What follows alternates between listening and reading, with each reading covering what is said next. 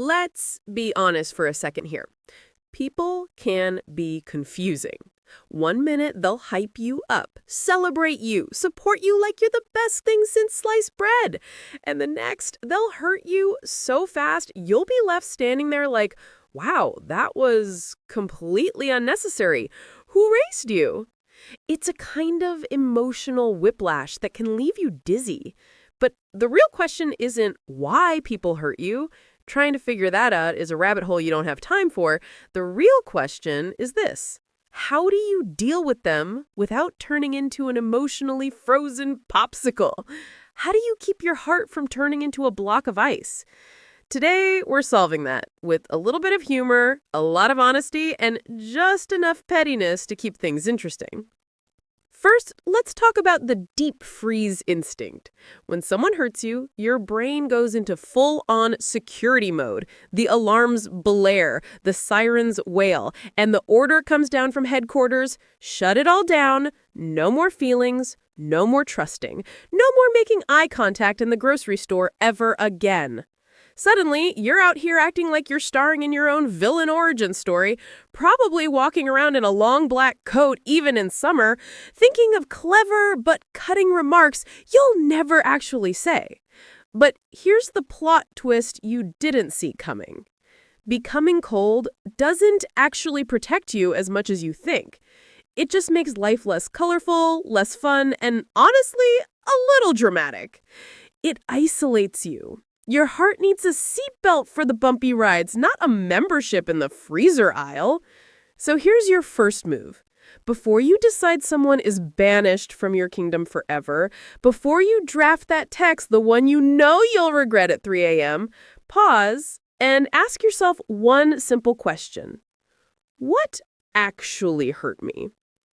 Because sometimes, if you look closely, it wasn't betrayal. It was a massive misunderstanding. Sometimes it wasn't cruelty, it was just terrible, awful communication.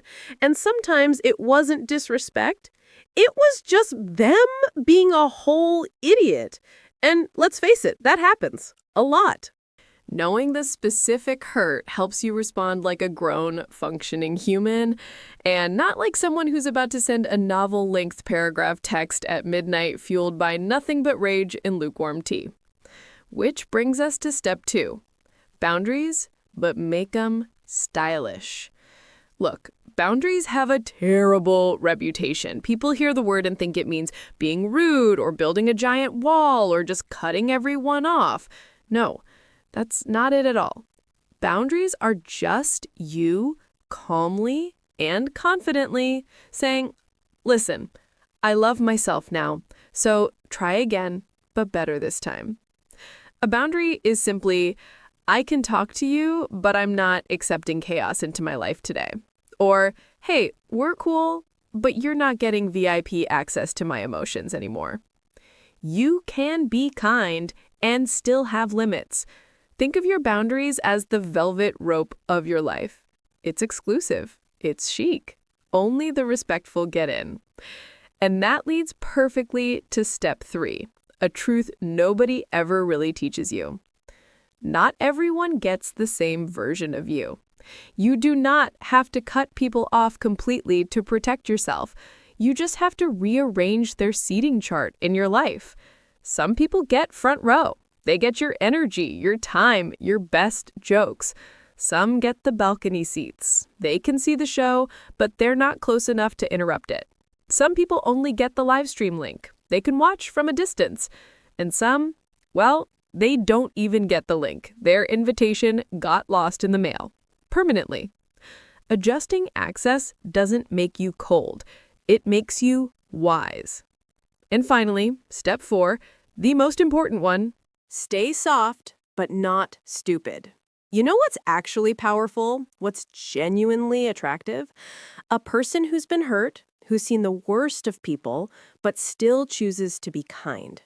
Now, I don't mean doormat kind, not the, oh, please walk all over me, I'm used to it kind of thing. No, I mean the kind of kindness that has a backbone. The kind that says, loud and clear, I'm still a good person. but you will absolutely not catch me repeating the same lesson twice. Being warm doesn't make you weak, and being cold doesn't make you strong. Balance does. So here's the truth of it all. People are going to hurt you. It's not a maybe, it's a guarantee. Sometimes it will be an accident. Sometimes it will be out of their own unhealed wounds.